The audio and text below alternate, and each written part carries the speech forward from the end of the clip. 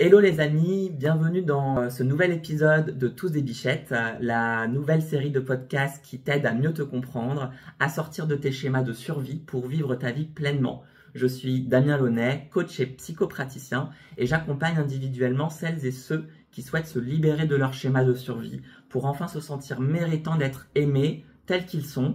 Et grâce à mon soutien, à mes compétences et à mes outils efficaces, j'aide mes clients à réaliser des changements durables dans leur vie.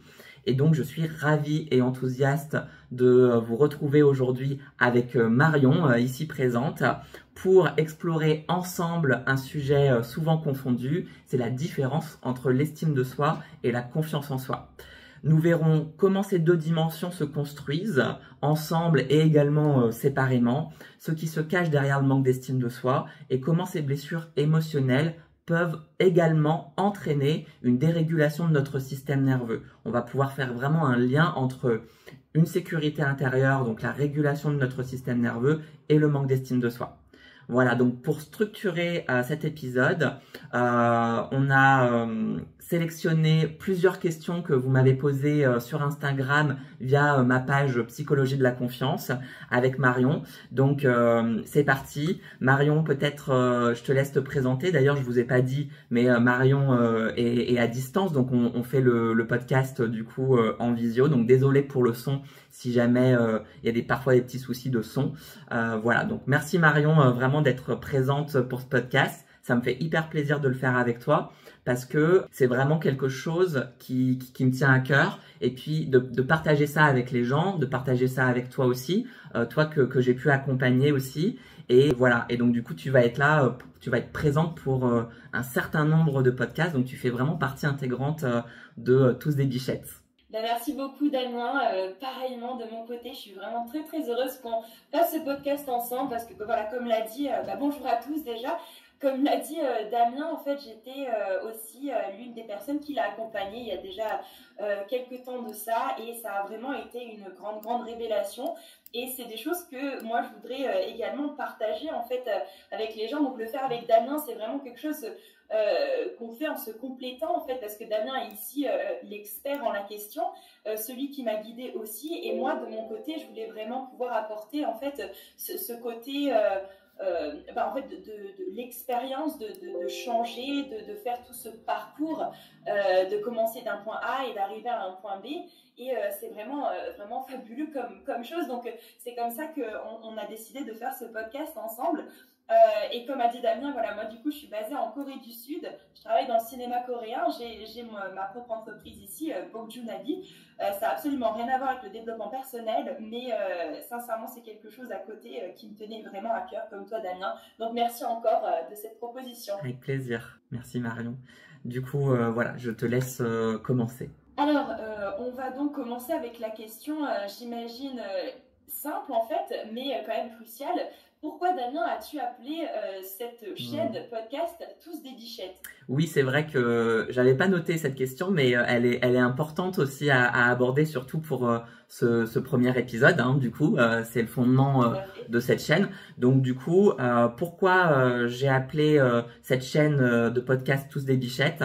C'est que dans mon accompagnement, je me suis très rapidement rendu compte que nos comportements sont vraiment le fruit de nos mécanismes d'adaptation, de survie, d'automatisation aussi, vraiment pour, je viens de le dire, nous adapter à notre environnement. Donc en fait, on n'est pas vraiment nos comportements. On n'est pas vraiment nos comportements et on peut le voir avec notre système nerveux également. On peut faire vraiment du lien plusieurs fois avec le système nerveux. C'est que quand je suis figé, par exemple, paralysé par un événement, j'ai tendance vraiment à m'en vouloir, à avoir beaucoup de culpabilité envers moi, à être très sévère envers moi, etc. Sauf que j'ai pas décidé de me figer, j'ai pas décidé d'être paralysé. C'est mon corps qui a capté un danger trop important, parfois disproportionné certes, mais mon corps a capté un danger qui me fait me figer à ce moment-là, qui me fait tomber dans un état de sidération aussi. Voilà, on peut aussi l'appeler comme ça. Et donc du coup, bien entendu, on décide pas consciemment à ce moment-là de nos comportements. Ce sont vraiment des automatismes, quelque chose qui est plus fort que nous. Et comment prendre totalement la responsabilité de quelque chose qui est absolument automatique et inconscient. Comment se rendre compte de ce qu'on est en train de faire alors que c'est un automatisme et c'est inconscient. Donc vraiment. C'est ancré depuis très longtemps. Et c'est ancré depuis toujours, effectivement, hein, vraiment. Hein. Donc c'est pour ça que je trouve ce titre vraiment accrocheur, en tout cas qui me parle particulièrement, parce que on est tous des bichettes et on a tous eu un passé à un moment donné qui était souffrant, certains plus que d'autres aussi, hein, bien entendu. Hein. On n'est pas là pour comparer la souffrance des uns et des autres. On est là pour aller mieux, tous autant qu'on est. Et ça, c'est important. Et donc, du coup, ben, forcément, on est tous des bichettes à ce moment-là. Du coup. Oui, voilà. Moi, ce que je vois dans cette image, en fait, des bichettes, c'est que c'est vrai que certaines personnes ont certains comportements où on va tout de suite, c'est sûr, hein, les juger, etc. Nous juger nous-mêmes aussi, comme tu as dit, par rapport à certains comportements. Mais en fin de compte, à la base, au fond, on a tous des blessures, on a tous des choses qui nous font mal, et c'est pour ces raisons-là parfois qu'on agit de telle ou telle manière. Et comme tu dis, en fait, on est tous finalement des êtres un petit peu en fait fragiles, des êtres apeurés parfois aussi, etc. Il faut juste chercher ces blessures qui nous font agir de telle ou telle manière pour essayer d'y remédier. Exactement. Sur ce point-là. Et puis pour aller un tout petit peu plus loin là-dessus, hein, c'est valable bien entendu, même quand on a des mauvais comportements. On ne décide pas consciemment d'avoir des mauvais comportements. Si c'est le cas, qu'on le décide consciemment, alors dans ces cas-là, il y a peut-être une psychopathologie à traiter, etc. Donc c'est quelque chose de différent, ça. Hein. Faut bien le dire, hein, c'est important. Mais en tout cas, voilà, à partir du moment où je ne décide pas consciemment de mes mauvais comportements, je crois profondément qu'il y a un mécanisme à mettre, il y a un mécanisme en œuvre, à mettre à jour à ce moment-là. Et quand vraiment on va creuser, on se rend compte très rapidement qu'il y a des blessures et des souffrances derrière en réalité. Et que ça vient vraiment nourrir un besoin à un moment donné, très certainement de sécurité. Hein. Exactement. Effectivement, ça n'excuse pas les mauvais comportements, mais par contre, quand c'est quelque chose de plus fort que nous, effectivement, c'est qu'il y a quelque chose à creuser. Ben écoute, on va directement plonger dans le vif du sujet, du coup, maintenant. Damien, est-ce que tu pourrais, du coup, expliquer ici quelle est la différence fondamentale entre l'estime de soi et la confiance en soi? C'est quelque chose qui, en fait, se ressemble et souvent est mélangé. C'est vrai que très souvent, les personnes viennent me voir en me disant j'ai pas confiance en moi. Et en réalité, dès qu'on creuse un tout petit peu, on s'aperçoit très vite qu'elles se voient sans valeur. Et c'est pas la confiance en soi de se voir sans valeur. C'est plutôt l'estime de soi. L'estime de soi qui est plutôt en lien avec l'identité, la manière dont on se perçoit soi-même aussi, et la manière dont on perçoit notre valeur à ce moment-là, et est-ce qu'on se sent méritant d'être aimé, capable, à sa place, avoir une place, existant, est-ce qu'on se sent être important ou pas, etc. Ça, c'est plutôt vraiment en lien avec l'image qu'on a de soi, et c'est directement aussi en lien avec la valeur qu'on se donne. Donc ça, c'est vraiment l'estime de soi. La confiance en soi, elle est sur le niveau, alors peut-être qu'il y en a qui vont connaître un peu la PNL, la pyramide des niveaux logiques, mais en tout cas, si on s'attarde pas trop là-dessus, parce que c'est quelque chose d'assez spécifique, mais la confiance en soi, elle est bien entendu en lien avec le savoir-faire.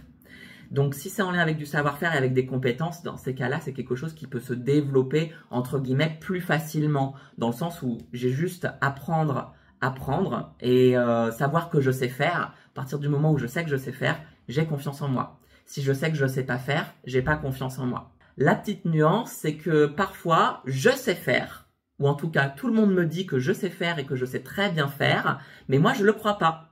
Et j'ai pas confiance en moi à ce moment-là. Dans ces cas-là, c'est un manque de confiance, effectivement, mais qui a été engendré par une image de soi, donc une mauvaise estime de soi, une image de soi comme quoi je suis un incapable, par exemple. Si je me vois comme un incapable, je vais forcément avoir une opinion déformée de mes compétences, en pensant qu'elles ne sont jamais à la hauteur. Donc en règle générale, les gens qui ne se voient pas capables sont en règle générale assez compétents en réalité. Du coup, justement parce qu'ils se mettent énormément de pression sur les épaules, justement pour être capables, en se voyant pas capables. Donc ça c'est assez intéressant et parce que finalement la plupart du temps on essaye de ne pas être ce qu'on croit être. Hein. On essaye. Est-ce que tu pourrais développer un petit peu sur ce point-là? Eh ben, en fait, si on va voir l'estime de soi, le mot estime de soi, ça porte bien son nom, c'est une estimation. Et cette estimation, on la fait entre deux choses, entre ce que je crois être et ce que je crois devoir être pour plaire aux autres. Donc, on voit bien que le regard des autres, là, il est extrêmement important, hein. Il a un poids monumental sur la valeur que moi, je vais me donner, hein. Du coup, donc on tombe vraiment dans une estime qui est conditionnelle d'obtenir la validation des autres. Donc, ce que je crois être, c'est pas capable. Et ce que je crois devoir être, c'est quelqu'un de capable, quelqu'un qui est à la hauteur, quelqu'un qui fait parfaitement les choses, etc. Bon, bah, bien entendu, c'est vers ça que je veux aller, du coup. Parce que mon but, à la base, c'est quand même de pas revivre mes blessures. Oui. Du coup. Et moi, je voudrais ajouter sur ça aussi, ce qui était assez intéressant et finalement vachement déroutant en fait au départ, c'est que parfois on a l'impression qu'il y a, ce qui est le cas, j'ai appris après, qu'on pouvait avoir un conflit intérieur en fait en ayant plusieurs parties de soi. Oui. Par exemple, je donne mon exemple personnel où, tu le sais très bien Damien, moi dans mon travail, j'avais énormément, j'ai toujours énormément confiance en moi, je sais que, comme tu disais, je sais que je suis capable, je sais que je peux le faire, et du coup mon estime de moi par rapport à ça, en fait, à cette Marion dans le milieu professionnel, bah, il était élevé finalement, cette estime, elle était élevée, pardon. Oui. Et par contre, à l'inverse, dans ma vie personnelle, c'est pour ça d'ailleurs que j'ai fait appel à toi Damien, c'est parce que dans ma vie personnelle, notamment dans ma vie amoureuse, c'était tout l'inverse, c'est-à-dire que je me disais souvent, même à moi-même, je me disais mais comment ça se fait Marion que tu te sens aussi confiante dans ton travail et que tu ne peux pas reproduire la même chose. Je donne par exemple, je pense que beaucoup de gens pourront un petit peu s'identifier là-dedans. C'est que par exemple dans mon travail, c'est un métier, donc comme je disais dans le cinéma, où en fait c'est beaucoup de relationnel, donc on rencontre beaucoup de personnes, on essaie de tisser beaucoup de liens, il y a des projets qui se forment ou pas, et en fait quand des projets par exemple ne se concrétisent pas, ou bien qu'il y a des gens, ça arrive tout le temps, où des gens ils veulent pas continuer cette relation professionnelle qu'ils ont avec nous, cette collaboration, etc. Mais moi je me disais toujours, mais c'est pas grave, en fait je passais très vite à autre chose, je me disais allez, on passe à la prochaine étape, prochaine personne, prochain événement, prochaine collaboration, etc. Je m'y attardais pas trop. Par contre, quand la même chose s'est passée dans ma vie amoureuse, ou même parfois amicale, où en fait les gens arrivent et toi tu espères, tu te dis ah ben ça fonctionne bien, peut-être que tu fais des projets, des plans, etc. Et finalement ça s'écroule. Et ben c'était beaucoup plus dur de remonter la pente, beaucoup plus dur de passer à autre chose, et beaucoup plus dur de se dire bah c'est pas grave, il y aura quelqu'un d'autre en fait. Et c'est pour ça qu'il y avait cette espèce de conflit interne où j'avais l'impression quelque part d'avoir une grande estime de moi, une grande confiance en moi, et d'un autre côté pas du tout. Oui. Donc je pense qu'en fait, ce que Damien m'a appris aussi beaucoup et que j'ai pu réaliser au fil du temps, c'est qu'effectivement c'est normal de ressentir ce genre de choses-là, parce que Damien saura sûrement un peu mieux l'expliquer. Mais on a des blessures qui sont reliées en fait à certaines parties en fait de nos vies qui sont plus ou moins compartimentées, hein, l'amitié, l'amour, le travail, etc., la famille par exemple. Et je pense qu'en fait nos blessures ont un impact sur certaines parties de nos vies, sur certaines parties de nous en fait. Damien, est-ce que tu penses pouvoir élaborer un petit peu plus sur ça, du côté professionnel voilà. Vraiment, je le redis encore, je suis vraiment content de le faire avec toi, ce podcast, parce que tu amènes des questions auxquelles je n'avais pas forcément pensé aussi. Donc, ça étaye encore un peu plus, donc c'est super. Ce que tu décris, c'est que en réalité, nos blessures, elles sont très contextualisées en fait.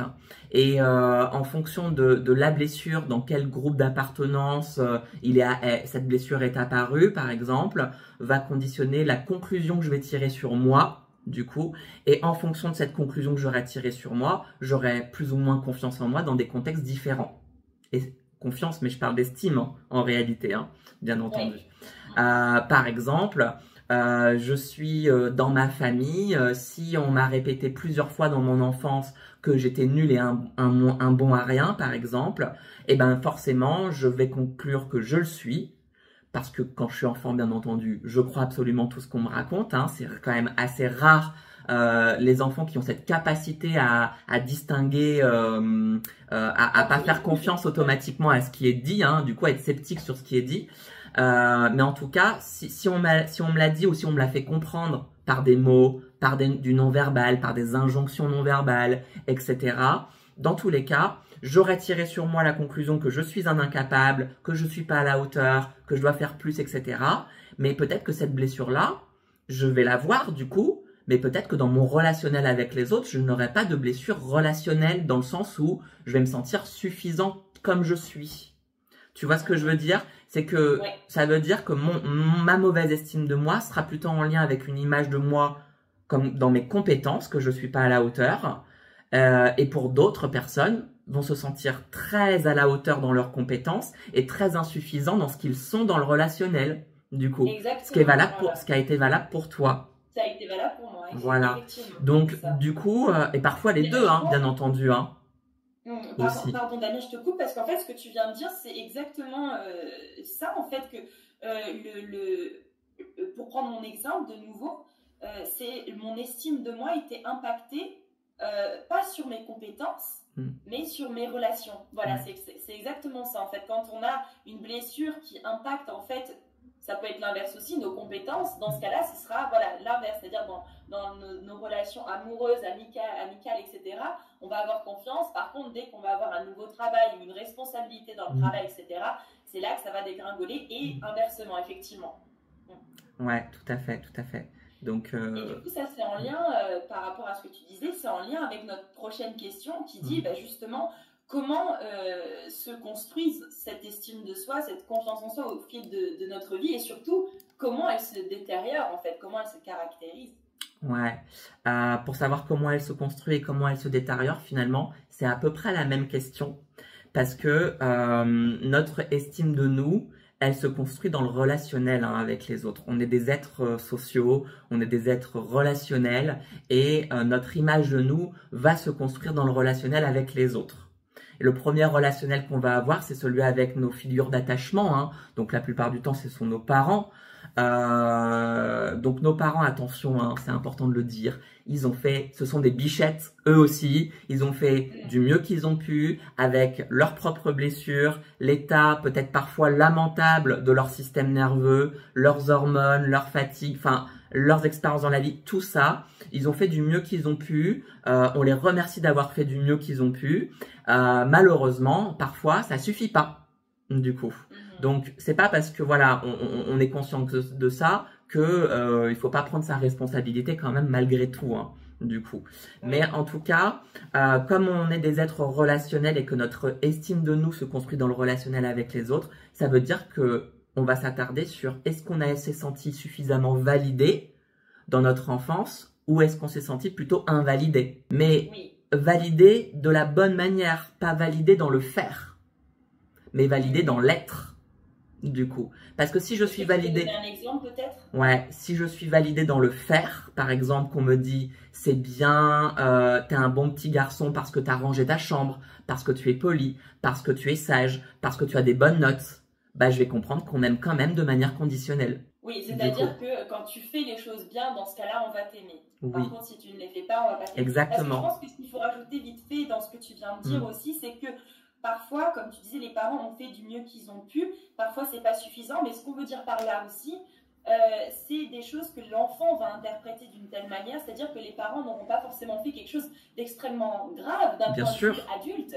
Ça peut être quelque chose d'absolument mineur pour nous, en fait. Hein. Par exemple, Damien, j'aime bien reprendre ton exemple à toi de quand tu étais jeune, à 6 ans, que tu apprenais à lire, ta maman faisait la vaisselle, je crois, tu m'as dit, et tu n'arrivais pas à faire tes devoirs, tu n'arrivais pas à lire, et quand tu as demandé pour la énième fois de l'aide à ta mère, tu l'as vu juste lever les yeux au ciel. Alors que ta mère, tu me l'as toujours dit, ta maman a toujours été la meilleure des mamans, je veux dire, tu as toujours eu une très bonne relation avec elle, etc. Mais cette chose-là, pour le petit Damien de 6 ans, ben, ça a été un choc, en fait, et c'est de là aussi que ça peut partir une blessure, parce que c'est de notre point de vue d'enfant. Oui, en fait. Exactement. De choses en apparence hyper banales, c'est vrai. Et en fait, depuis un point de vue d'enfant, ça ne l'est pas du tout. Pourquoi? Bah, simplement parce que quand on est enfant, on est absolument, totalement dépendant. Notre survie est totalement dépendante de l'adulte. Donc, on n'est ni autonome, ni indépendant, bien entendu. Et donc, à cause de ça, ça fait que on va accentuer ça va être inscrit dans notre ADN, hein, justement, puisque nous sommes des animaux sociaux et qu'il faut surtout éviter de ne pas être aimé de notre groupe d'appartenance, de notre figure d'attachement, parce que si on n'est pas aimé de notre figure d'attachement, on est dans la merde. En tout cas, notre système nerveux, il va capter ça comme un danger de mort imminent. Parce qu'à la base, dans la nature humaine, c'est vrai qu'à l'époque, il y a très très longtemps de ça, si jamais on ne faisait pas partie d'un groupe, c'était une question de survie. Pour le coup, on allait mourir. Ouais. On allait mourir si on ne faisait pas partie d'un groupe. Carrément. Je pense que ça, comme tu m'as toujours dit, c'est quelque chose qui reste malgré nous. C'est ancré. Dans notre ADN, alors que maintenant, la société a changé. On peut vivre ça, c'est... voilà. C'est totalement ancré. Nous, ce qu'on apprend en accompagnement, c'est vraiment à distinguer le fait que... Enfin, pas à distinguer, à déconditionner le rejet de ma valeur, du coup. C'est pas parce que je vis du rejet que je suis sans valeur. Parce que le rejet, il est inévitable dans la vie. On va le vivre à un moment donné, qu'on ait une bonne estime ou une mauvaise estime, du coup. Mais si ma valeur, elle dépend du fait d'être aimé, accueilli tout le temps, 24 heures sur 24, du coup, ben, je le redis, on est un peu dans la merde, hein, parce que comme c'est inévitable, si on conditionne notre valeur là-dessus, ça présuppose qu'on n'en aura jamais. Dans ces cas-là. Et là, du coup, en fait, effectivement, ça revient à ce que tu disais par rapport à l'estime. C'est là que l'estime est très importante, en fait, de travailler sur son estime de soi, parce que de là, en fait, c'est quelque chose de très intérieur, de très quelque chose qu'on ressent pour nous-mêmes. Et c'est là qu'en fait, si l'estime de soi, à la base, qui est la racine, finalement, de tout, est solide, c'est-à-dire qu'on se voit capable, on se voit digne de respect, de considération, etc., et ben le reste ne nous impacte, en tout cas nous impacte moins et on peut continuer quand même. Exactement. Voilà, ça ne veut pas dire que ça n'arrivera pas, ça ne veut pas dire que ce sera pas, comment dire, ça veut pas dire que ce sera pas agréable, du coup. Voilà, je crois que c'est assez français dit comme ça. Par contre, je vais avoir de la résilience en fait, beaucoup plus que si ma valeur elle dépend de ça.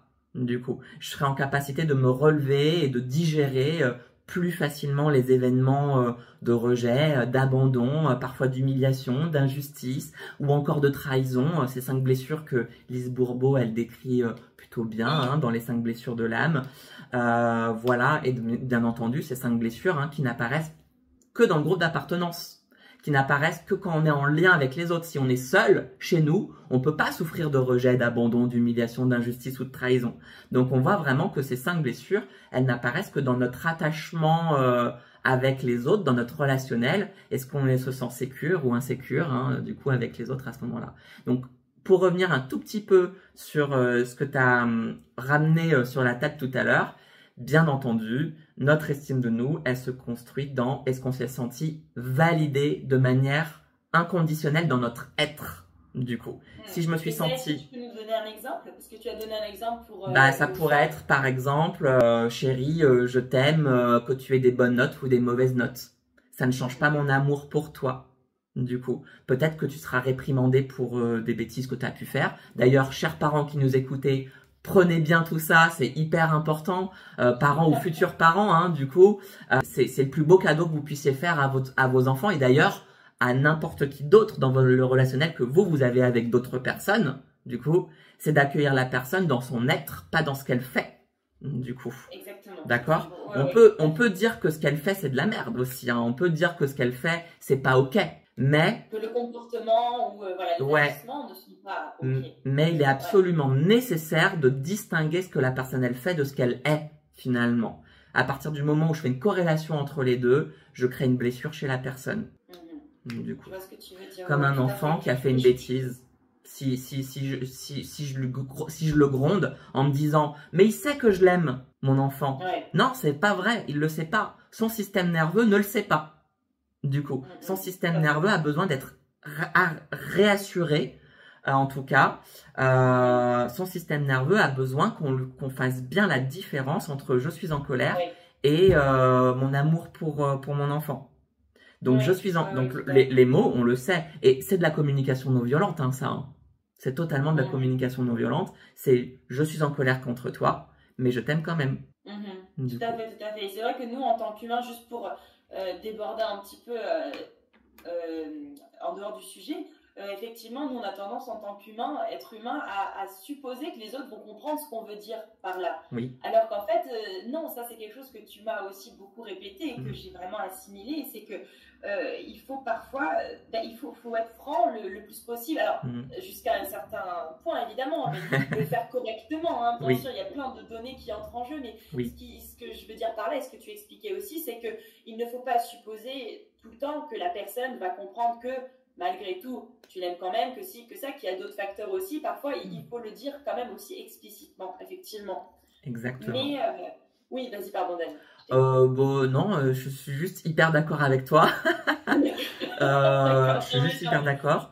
Bien sûr, plus on va dire les choses clairement, en fait. C'est pas tant être honnête, c'est formidable, mais que les choses soient très claires, sans la personne elle est censée me connaître, donc elle est censée lire dans mes pensées. Bien sûr que non. Du coup, à aucun moment je peux deviner ce qu'il y a dans la tête des autres, même si je connais la personne depuis longtemps. Ne serait-ce parce que je reparle à nouveau du système nerveux. Est-ce qu'elle se sent dans un état de sécurité à cet instant précis ou est-ce que si elle se sent dans un état d'insécurité, ses pensées seront pas du tout les mêmes à ce moment-là. Donc, plus je lis entre les lignes, moins je vais faire de bonnes conclusions. Oui, tout à fait. Encore une fois, par contre, c'est à prendre quand même avec des pincettes, cette notion de dire les choses clairement et honnêtement, parce que comme je disais, il y a vraiment plein de données, c'est-à-dire qu'il ne faut pas non plus, je ne sais pas comment on pourrait expliquer ça, mais il ne faut pas non plus empiéter ou être, par exemple, laisser parler nos propres blessures. Il y a tellement de choses à dire là-dessus, mais quand on veut dire, non, je vais lui dire clairement que j'aime pas du tout ce qu'il fait, alors que derrière, en fait, la motivation en est une autre. C'est pas vraiment qu'on parle clairement, c'est qu'on veut, mettons, j'en sais rien, la blesser exprès par rapport à quelque chose d'autre. Parfois, c'est fait inconsciemment. Hein. Mais je voulais juste dire cette petite note que, effectivement, c'est bien d'être clair et honnête, mais il y a quand même quelques nuances, quand même. Donc, du coup, à prendre avec des pincettes. Mais je pense aussi, Damien, ce qu'il faut dire par rapport à tout ça, parce qu'on dit plein de choses, on explique plein de choses, etc.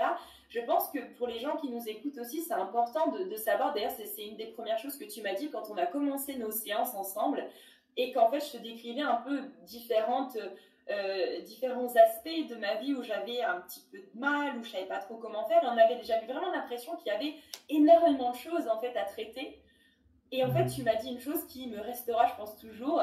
Tu m'as dit, en fait, Marion, il faut juste que tu saches que toutes ces choses, elles ont en fait une racine, c'est-à-dire une seule et même racine, et que si cette racine-là, on en prend soin, on la change, on s'en occupe, ça fera effet domino sur tous les autres aspects de ta vie, en fait.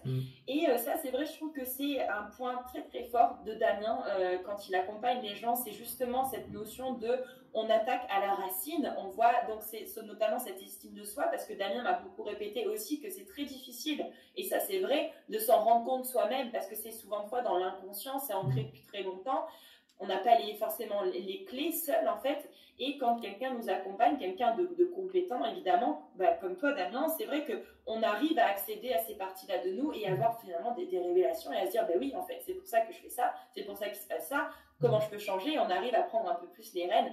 Et du coup c'est ça que je voulais dire aux gens qui nous écoutent, c'est que c'est comme ça notamment qu'on peut avancer. Et aussi de ne pas se sentir en fait complètement désarmé face à toutes ces choses qui se passent et qu'on a l'impression qu'il faut changer, parce qu'en fait ça vient d'une seule et même source. Et aussi deuxième chose, c'est que y a des gens qui nous accompagnent qui ne sont pas forcément bons. Avant Damien, j'ai vu quelqu'un d'autre, et cette personne en fait elle faisait exactement l'inverse de ce que tu faisais Damien, c'est-à-dire qu'elle attaquait tous ces petits problèmes, et en fait je me sentais complètement comme sous l'eau, en fait, sous la vague, parce que je me disais, mais il y a tellement de choses. Et en fait, on a fait ça pendant plusieurs temps avec cette personne. Ça ne réglait rien du tout. Ça accentuait justement l'anxiété, en fait, de se dire, on n'arrivera jamais au bout, il y a trop de choses, trop de trucs à régler. Mais en fait, quand on prend la chose du bon côté, comme toi tu l'as fait, c'est-à-dire de prendre vraiment la racine, où est-ce qu'il est le problème à la base, et bien en fait, quand on règle ça, moi c'est fantastique ce qui m'est arrivé, parce que vraiment, après ça, après avoir vraiment travaillé, avoir été ouverte, avoir été à vouloir vraiment aller dans les profondeurs de mon âme, si on veut aller dans la poésie, à comprendre, et bien en fait, effectivement, les changements s'opèrent automatiquement en fait autour de nous au fur et à mesure on voit le changement dans notre perception de nous-mêmes, dans notre perception des autres, dans notre façon d'agir, etc. Et en fait, effectivement, l'effet domino est bien là. Donc, je voulais bien dire ça pour pas décourager les gens quand ils entendent tout ça et se dire, oh là là, oui, mais moi, j'ai trop de problèmes, ça va pas le faire. Ouais, en fait, voilà, carrément. C'est vraiment étape par étape, il y a une seule source, il faut la travailler avec quelqu'un de compétent. Oui, c'est vrai parce que effectivement, la plupart du temps et spontanément, hein, je pense que c'est très humain hein, de faire ça, c'est qu'on s'attarde sur ce qu'on voit de notre problématique. Et ce qu'on voit, c'est que le haut de l'iceberg. Et le haut de l'iceberg, il est tout petit hein, par rapport à ce qu'il y a vraiment à travailler en fait. Donc le haut de l'iceberg, ça peut être ma timidité par exemple, j'en ai marre parce que je suis timide, j'en ai marre parce que j'ai de la phobie sociale, j'en ai marre parce que je m'efface en public, j'en ai marre parce que j'arrive pas à prendre la parole en public, j'en ai marre parce que plein de choses comme ça, j'en ai marre parce que je ressens de l'angoisse par exemple hein, aussi. Ça, c'est le haut de l'iceberg. Et si on va creuser un petit peu, donc bien sûr, hein, faut pas généraliser totalement, hein, il y a parfois plusieurs choses à traiter profondément, il y a pas des fois il y a une racine, parfois il y en a 2 ou 3, mais en tout cas ces racines elles viennent un peu en effet domino travailler sur plusieurs problèmes qu'on avait identifiés en apparence et qui nous paraissaient effectivement insurmontables parce qu'on avait l'impression qu'il y en avait trop. Mais dans l'exemple de la timidité, de la prise de parole en public, etc., effectivement, très souvent, on vient sur si je prends la parole, on va voir que je suis un imposteur, on va voir que je suis pas à la hauteur, on va voir que je suis pas intéressant, etc. Donc je le fais pas. Mais si je le fais, si on le voit, ça veut dire que on va pas m'aimer. Donc et là je synthétise très vite, hein, mais en tout cas, on va voir qu'on va. On va voir qu'on va pas, on va pas m'aimer. En tout cas, je pars de ce postulat-là hein, avec mon petit filtre aussi hein, qui déforme la réalité et ma vision de moi-même, bien entendu, et de ce que je pense, parce que c'est une projection que j'envoie sur les autres à ce moment-là, qu'on va pas m'aimer si j'ai pas le bon mot à dire, si j'ai pas la bonne blague, si j'ai pas la bonne culture, le bon humour, bref, etc. Et voilà. Et là, on est sur la racine. Si je travaille sur ma valeur, si je travaille sur mon rejet, et ben du coup, si j'ai plus peur du rejet, ni que je conditionne ma valeur sur le rejet, et ben dans ces cas-là, est-ce que j'ai encore peur de prendre la parole en public? Techniquement, beaucoup moins. Et après, ce sera sûrement une histoire de confiance en soi et plus d'estime de soi à travailler. Après, la confiance en soi, ce sera me mettre en action et prendre la parole petit à petit et gagner en confiance parce que c'est quand même une compétence à développer. Oui. Voilà. Donc peut-être que toi tu le vois aussi, parce que je crois que tu fais du théâtre, non? Quelque chose comme ça. Ah oui, effectivement, je suis aussi actrice et chanteuse en même temps. Oui, tout à fait, c'est ça. Donc tu le vois que plus tu fais et plus tu es à l'aise et plus tu as confiance en toi aussi. Exactement, donc la confiance en soi, elle est dans le faire. La confiance en soi, elle est dans le faire, l'estime de soi, elle est dans l'être. Voilà, ça c'est très joliment résumé. Et donc tu as parlé un petit peu des méthodes justement pour travailler sur ça. Est-ce que, bon, bien sûr, tu ne pourras pas entrer dans les détails, surtout que je pense qu'au niveau du temps, on commence peut-être à arriver au bout. Mais peut-être, du coup, cette dernière question, je pense, c'est dans un aspect général, comment est-ce que tu accompagnes les gens dans cette démarche tes méthodes, etc., pour revenir un petit peu dessus par rapport à l'estime, la confiance, etc. Je vais en parler un tout petit peu. Ça servira un petit peu de teasing pour la prochaine fois. Oui. Parce que je pense qu'effectivement, on arrive au bout là du timing. Ce qu'on fera, c'est qu'effectivement, on vous fera une nouvelle... on vous fera la suite, hein, tout simplement, de ce podcast-là. Voilà, c'est vrai qu'il y a pas mal de choses à dire, il y a pas mal de thèmes à aborder, mais en tout cas, dans ma manière de travailler, je m'aperçois finalement assez vite que la plupart du temps, c'est pas forcément la blessure en elle-même qui est la plus difficile à travailler, c'est toutes les résistances qu'il y a autour. Les résistances, ça peut être rester dans ma zone de confort parce que rester dans un mal-être connu, c'est plus confortable que prendre le risque de sortir de ça et d'être mieux. C'est trop insécurisant pour mon système nerveux, par exemple. Des fois, on utilise cette blessure, parfois inconsciemment, on utilise cette blessure comme une excuse qui nous arrange, enfin, pour pas changer les choses, parce que c'est plus facile, comme tu disais, de rester dans son confort. C'est plus sécurisant. C'est inconfortable, mais c'est sécurisant. C'est un peu paradoxal. C'est un peu C'est paradoxal, mais effectivement, bon bah voilà, ça c'est une résistance hyper importante. Et puis après, il y en a d'autres, hein, des résistances, hein. Une par exemple que je peux donner, ça va être par exemple le fait que j'ai développé de la générosité, de l'altruisme, j'ai mis sous le tapis toutes mes émotions à moi et mes besoins à moi. Donc ça va te parler, Marion, puisque Oui, c'était tout à fait. entre autres Et un tu peu, me vois hocher la tête comme ça. voilà, je vois des oui physiologiques. Le fait de faire ça, ça a un avantage, ça a un but du coup. Et ce but, Oui, c'est une résistance. C'est ce qui fait que ma partie blessée à moi, elle veut pas changer. C'est ce qui fait que mon système nerveux, il veut rester là-dedans du coup, parce que ça m'a apporté la sécurité c'est depuis ça. toute Et ma pour vie. rebondir sur ce que tu disais aussi, c'est très très difficile d'être ouvert en fait à la possibilité que nous aussi, on a une responsabilité dans ce qui nous arrive. Bien sûr. C'est très très dur en fait, il Mm. faut être très ouvert d'esprit pour accepter le fait que oui, il y a parfois, on a l'impression, comme tu disais, qu'on fait ça par gentillesse, parce qu'on aime l'autre, parce que si, parce que ça, mais en fait il y avait une intention derrière qui n'était pas forcément honnête. Alors comme tu dis, c'est quelque chose qui nous a fait survivre jusque là, c'était quelque chose qu'on avait l'impression d'avoir besoin de faire, Oui. mais en fin de compte on s'aperçoit que ah non, c'était pas si honnête que ça, c'était pour obtenir quelque chose de l'autre par rapport à notre propre blessure à nous. Pour le Exactement. rendre peut-être plus concret pour les gens qui nous écoutent, c'est par exemple, on est avec notre conjoint et on va par exemple tout le temps, j'en sais rien, par exemple faire la vaisselle, des bons petits plats, lui faire des petits bisous, des câlins tout le temps, et on dit oui c'est parce que je l'aime, j'ai envie qu'il le sache, etc.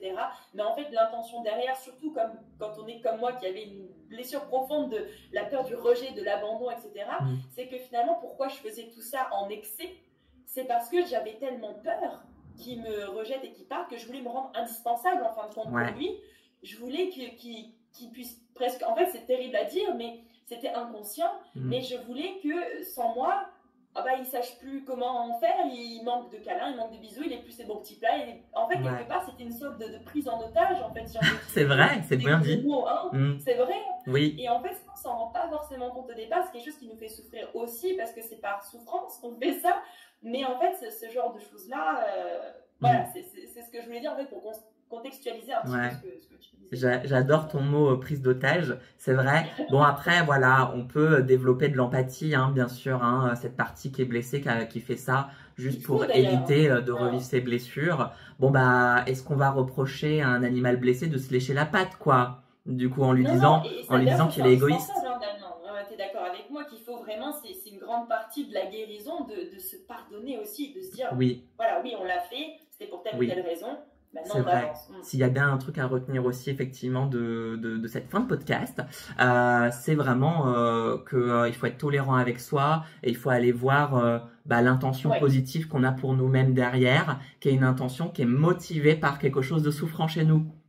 Voilà, c'est ça, de ne pas se flageller en plus de tout ce qui nous arrive, qui nous fait déjà souffrir effectivement. Exactement, parce que plus je me juge négativement, plus je me juge négativement, plus j'alimente une mauvaise image de moi, plus j'en m'enlève de la valeur, plus j'alimente le problème aussi. C'est ça. Mais par contre, dans l'autre sens, comme tu dis, il faut faire attention de pas non plus dire bon bah oui c'est ok, on continue comme ça. Non, il y a aussi, voilà, il faut quand même arriver à se dire j'ai fait ça, je me pardonne. D'accord, mais par contre, je veux faire quelque chose pour peut-être essayer de ne plus le reproduire, en tout cas pas autant. Exactement, tout à fait. Voilà. Bon, donc, on arrive à la fin, je crois, cette fois. Voilà, on voudrait qu'on fasse un format qui soit pas trop long, en tout cas par épisode. Donc c'est pour ça que on vous en prépare plusieurs et que celui-ci on va le couper en 2 aussi. En tout cas, merci beaucoup d'avoir suivi cet épisode, ce premier épisode de la chaîne Tous des Bichettes. J'espère que ces réponses, elles vous ont aidé à mieux comprendre les liens entre l'estime de soi, la confiance en soi, peut-être aussi la régulation du système nerveux. C'est pas fini, il y aura d'autres choses aussi un petit peu là-dessus, hein, parce qu'on ira un petit peu plus en profondeur la prochaine fois. Donc restez bien à l'écoute pour nos prochains épisodes où voilà, on approfondira effectivement ces sujets, on partagera des outils concrets pour transformer votre bien-être intérieur.